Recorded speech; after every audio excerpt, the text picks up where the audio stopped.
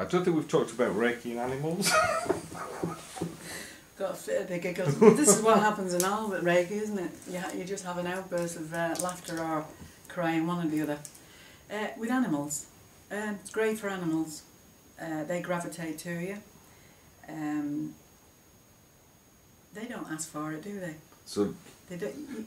So kind of this whole asking permission thing. That's what I was getting at. Yeah. Yeah, animals don't ask for it, do they? But you don't withhold help from a sick animal, or horses love it. And babies can't. Babies can't ask, obviously, and if they're sick, you know, the best thing. Because your intent is always a higher good anyway. Yeah. So. Yeah. And do you think it's equally valid for people who kind of want to pursue it, but perhaps in a non-professional capacity? So they might just want to do it on the friends, on the family, on their animals. You know. I've seen people who haven't pursued it as a profession, but worked on the family, the friends, their animals, the midwives. So they've worked in the hospitals, and of course the baby that's born, first hands it's coming to is somebody that's Reiki. They're getting life force again straight away. Nursing profession, loads of nurses, lots of them would. They're hands-on, you see, helping the patients. And the patients don't even realise they're getting it. Oh, so really the intent to help is really, that's all it's. And that's all it is. It's all about helping people. And if you've got the right intentions, what's wrong with that? What's wrong with that? So, I know we talked about setting up a Reiki room and getting a vortex going. But it doesn't always have to be about a Reiki room. That's not essential, isn't it? No. If you're working in the office, and you've been opened up to the Reiki, well, somebody has a headache and you say, right, come on, sit here for a minute. And just sit them down on a chair in a corner of the office and just put your hands on for a few minutes. That's as quick as it can be.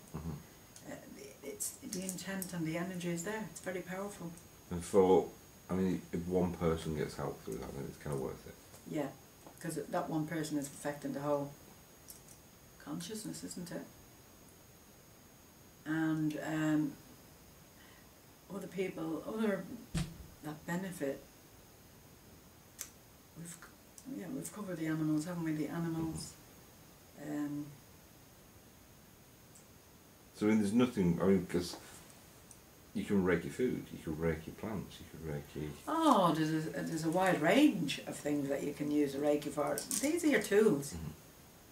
And when you put your hands on, say, a plant that's wilting or it's dying, or put your hands around the root, this is life force, pure life force. You're not using anything really magic.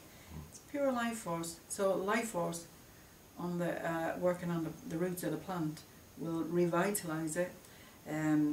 Putting your hand on a fish tank, energising your fish in the water. Your food, as you said before, getting rid of negative energy by just energising it with the Reiki. What else? There's a multitude of things, isn't there? And there's a ripple effect, isn't there? Because you'll change the vibration in the space that you work in the space that you live in the space that you're visiting, that then ripples through. The ripple effect of that is massive. You're raising the vibration of the planet by raising the vibration of a handful of people. So can you imagine if you're doing it for a lot of people, you're raising that amazingly. And so everybody will be affected by it. And one person can make a difference. One person. And we often go back to that experience where a person had an experience of being with the guide,